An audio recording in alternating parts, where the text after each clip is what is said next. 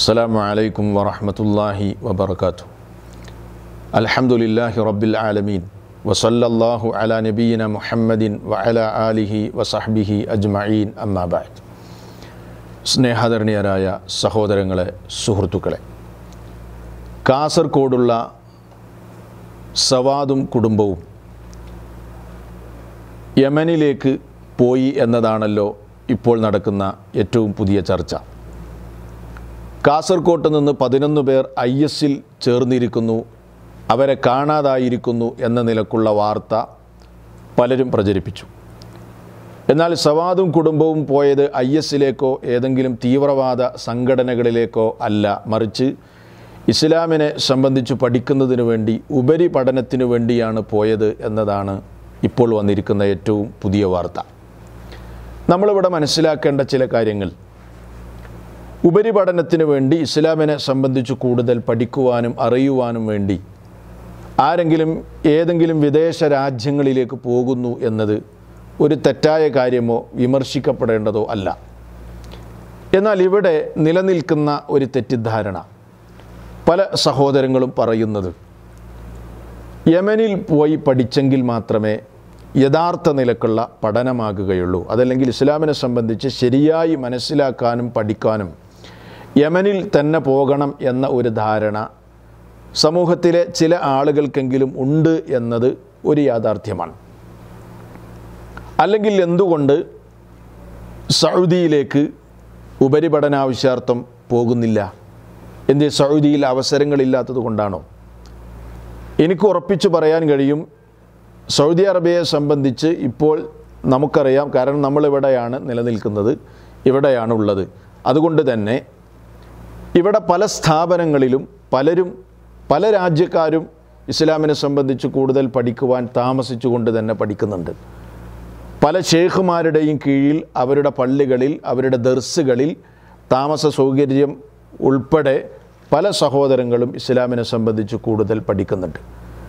IS പോലെയുള്ള തീവ്രവാദ സംഘടനകളോട് അതിശക്തമായ അകലം സൃഷ്ടിക്കുകയും അത്തരം തീവ്രവാദങ്ങളെ അതിൻ്റെ തുടക്കത്തിൽ തന്നെ എതിർക്കുകയും ശക്തമായി അതിനെതിരെ നിലപാട് സ്വീകരിക്കുകയും ചെയ്ത ഒരു രാജ്യം എന്ന നിലക്ക് ഇന്നത്തെ സാഹചര്യത്തിൽ കൂടുതൽ സംശയങ്ങളില്ലാതിരിക്കുവാൻ സൗദിയെ പോലെയുള്ള രാജ്യങ്ങൾ ഇസ്ലാമിനെ കൂടുതൽ പഠിക്കാൻ തിരഞ്ഞെടുക്കുന്നതായിരിക്കും ഏറ്റവും കൂടുതൽ അഭികാമ്യം എന്നതാണ് അതുമായി ബന്ധപ്പെട്ട് ഓർമ്മപ്പെടുത്താനുള്ളത്.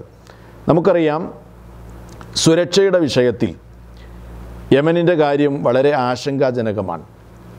മാത്രമല്ല, ഇസ്ലാമിനെക്കുറിച്ച് കൂടുതൽ തെറ്റിദ്ധാരണകൾ ഉണ്ടാക്കാൻ മാത്രമേ ഇതേപോലെയുള്ള യമനിലേക്കൊക്കെയുള്ള യാത്രകൾ പലപ്പോഴും സമൂഹത്തിൽ ആ നിലക്കുള്ള തെറ്റിദ്ധാരണകൾക്ക് കാരണമാകും എന്നതും ഒരു യാഥാർത്ഥ്യമാണ്.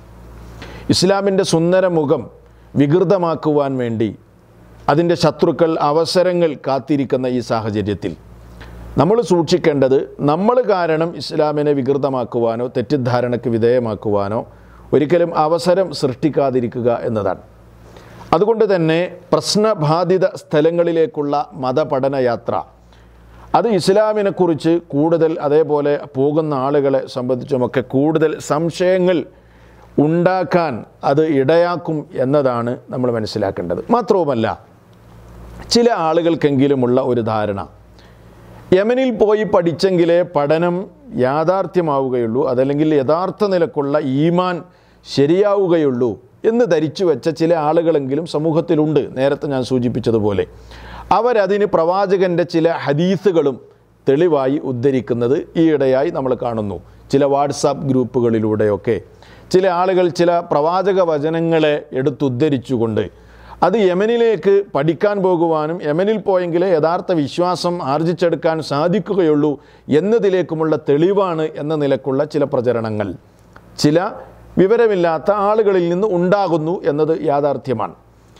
അതുകൊണ്ട് തന്നെ ആ ഹദീസിൻ്റെ യാഥാർത്ഥ്യം എന്താണ് എന്ന് വിശദീകരിക്കുകയാണ് ഞാൻ ഈ ക്ലിപ്പിലൂടെ പ്രധാനമായും ഉദ്ദേശിക്കുന്നത്. ഏതാണ് ആ ഹദീസ് സഹോദരങ്ങളെ? ഇമാം ബുഖാരിയും അതേപോലെ തന്നെ ഇമാം മുസ്ലിമും ഒക്കെ റിപ്പോർട്ട് ചെയ്ത ഒരു പ്രവാചക വചനം. എന്താണ് ആ വചനത്തിലുള്ളത്? ഇമാം ബുഖാരി 4388 നമ്പറും അതേപോലെ ഇമാം മുസ്ലിം 52 നമ്പറായും രേഖപ്പെടുത്തിയ ഹദീസ് മഹാനായ അബൂ ഹുറൈറ റളിയല്ലാഹു അൻഹു പ്രവാചകനിൽ നിന്ന് ഉദ്ധരിക്കുകയാണ്. അള്ളാഹുവിൻ്റെ റസൂൽ പറഞ്ഞു, അതാക്കും അഹ്ലുൽ യമൻ ഹും അറഖു അഫ്ഇദതൻ വ അല്യനു ഖുലൂബ അൽ ഈമാനു യമാനിയ വൽ ഹിക്മത്തു യമാനിയ. എന്താണ് അതാക്കും അഹ്ലുൽ യമൻ? യമൻ നിവാസികൾ നിങ്ങളുടെ അടുക്കൽ വന്നിരിക്കുന്നു. റസൂലുള്ളാഹി സ്വല്ലല്ലാഹു അലൈഹി വസല്ലം പറയുന്നു, എന്താണ് അവരുടെ പ്രത്യേകത? ഹും അറഖു അഫ്ഇദതൻ വ അല്യനു ഖുലൂബ. അവർ ഏറ്റവും കൂടുതൽ ഹൃദയ നൈർമല്യമുള്ള ആളുകളാണ് ഈ യമൻ നിവാസികൾ. അതുകൊണ്ട് തന്നെ അൽ ഈമാനു യമാനിൻ, യഥാർത്ഥ സത്യവിശ്വാസം യമൻകാരുടേതാണ്. വൽ ഹിക്മത്തു യമാനിയ, യഥാർത്ഥ ഹിക്മത്തും യമൻകാരുടേതാണ് എന്ന് റസൂലുള്ളാഹി സ്വല്ലല്ലാഹു അലൈഹി വസല്ലം പറഞ്ഞു എന്നാണ്. അപ്പോൾ ഈ ഹദീസിനെ ചില സാധാരണക്കാരായ ആളുകൾ മനസ്സിലാക്കിയത്, യഥാർത്ഥ സത്യവിശ്വാസം സ്വീകരിക്കണമെങ്കിൽ യമനിൽ തന്നെ പോകണം, യഥാർത്ഥ ഫിഖ്ഹും യഥാർത്ഥ ഹിക്മത്തും ഒക്കെ കിട്ടണമെങ്കിൽ യമനിൽ തന്നെ പോകണം എന്ന ഒരു ധാരണ. സഹോദരങ്ങളെ, ഈ ഹദീസിനെ മഹാന്മാരായ ഉലമാ ശറഹ് നൽകിയിട്ടുണ്ട്, വിശദീകരിച്ചിട്ടുണ്ട്. ഈ ഹദീസിൽ പരാമർശിക്കപ്പെട്ടവർ ആരാണ് എന്ന വിഷയത്തിൽ പല അഭിപ്രായങ്ങളാണ് പണ്ഡിതന്മാർ പറഞ്ഞത്. അവർ പറഞ്ഞ അഭിപ്രായങ്ങളുടെ രത്നച്ചുരുക്കം ഇതാണ്. ചില പണ്ഡിതന്മാർ പറഞ്ഞു അതുകൊണ്ട് ഉദ്ദേശിക്കുന്നത് അൻസാറുകളെയാണ്. അൻസാറുകളെ പ്രത്യേകമായി അള്ളാഹുവിൻ്റെ പ്രവാചകൻ അതുകൊണ്ട് ഉദ്ദേശിച്ചിരിക്കുകയാണ്. കാരണം അൻസാറുകളുടെ അടിത്തറ യമനിൽ നിന്നാണ് എന്ന ഒരു വിശദീകരണം. എന്നാൽ അതിനെ ചില പണ്ഡിതന്മാർ അത് ശരിയല്ല എന്ന നിലക്ക് ഗണ്ണിച്ചിട്ടുമുണ്ട്. വേറെ ചില പണ്ഡിതന്മാർ അഭിപ്രായപ്പെട്ടത് അതുകൊണ്ട് ഉദ്ദേശിക്കുന്നത് മക്കയും മദീനയുമാണ്. അതിൻ്റെയൊക്കെ ഉത്ഭവവും അടിത്തറയും പ്രത്യേകിച്ച് മക്കയുടെയൊക്കെ ഉത്ഭവം യമനാണ്. അതുകൊണ്ട് ഉദ്ദേശിക്കുന്നത് മക്കയും മദീനയുമാണ്, അവിടെയാണ് യഥാർത്ഥ ഇൽമുള്ളത് എന്ന നിലക്ക് പണ്ഡിതന്മാരുടെ വിശദീകരണം നമുക്ക് കാണാൻ കഴിയും. അതേപോലെ മറ്റൊരു നിലക്ക് പണ്ഡിതന്മാർ വിശദീകരിച്ച അവരുടെ ഒരു അഭിപ്രായമാണ് അതുകൊണ്ട് ഉദ്ദേശിക്കുന്നത് അതിൻ്റെ ആ ഹദീസിൻ്റെ ലാഹിറായ പ്രത്യക്ഷത്തിലുള്ള അർത്ഥപ്രകാരം തന്നെ യമൻ നിവാസികൾ തന്നെയാണ്. പക്ഷേ അത് യമൻ നിവാസികൾ എന്ന് പറഞ്ഞാൽ അതുകൊണ്ട് ഉദ്ദേശിക്കുന്നത് റസൂൽ സല്ലല്ലാഹു അലൈഹി വസല്ലമയുടെ കാലഘട്ടത്തിലുണ്ടായിരുന്ന യമനിൽ നിന്ന് വന്ന സഹാബത്തിനെയാണ് അതുകൊണ്ട് ഉദ്ദേശിച്ചത് എന്ന് അഭിപ്രായപ്പെട്ട പണ്ഡിതന്മാർ. ഞാൻ ഈ അവസാനം പറഞ്ഞ അഭിപ്രായത്തെയാണ് ഭൂരിപക്ഷം പണ്ഡിതന്മാരും പിന്തുണച്ചിട്ടുള്ളത്. അവർ പറയുന്നത് യമൻകാർ തന്നെ, യമൻ നിവാസികളിൽപ്പെട്ട സഹാബാക്കൾ അവർ എക്കാലഘട്ടത്തിലുമുള്ള ആളുകളെ സംബന്ധിച്ചല്ല അതുകൊണ്ടുള്ള ഉദ്ദേശമെന്ന് മഹാന്മാരായ പണ്ഡിതന്മാർ പറഞ്ഞു. അൽ മുറാദു ബിദാലിക അൽ മൗജൂദു മിൻഹും ഹീന ഇദിൻ, അക്കാലഘട്ടത്തിൽ പ്രവാചകൻ സല്ലല്ലാഹു അലൈഹി വസല്ലമയുടെ കാലഘട്ടത്തിലുണ്ടായിരുന്ന ആളുകളായ സഹാബത്തിനെയാണ് അതുകൊണ്ട് ഉദ്ദേശിക്കുന്നത്. ലാ കുല്ലു അഹ്ലുൽ യമൻ, അതല്ലാതെ എല്ലാ യമൻകാരെയുമല്ല. ഫീ കുല്ലി സമാനിൻ, എല്ലാ കാലഘട്ടത്തിലുമുള്ള എന്ന് വളരെ കൃത്യമായി പണ്ഡിതന്മാർ പറഞ്ഞിട്ടുണ്ട്.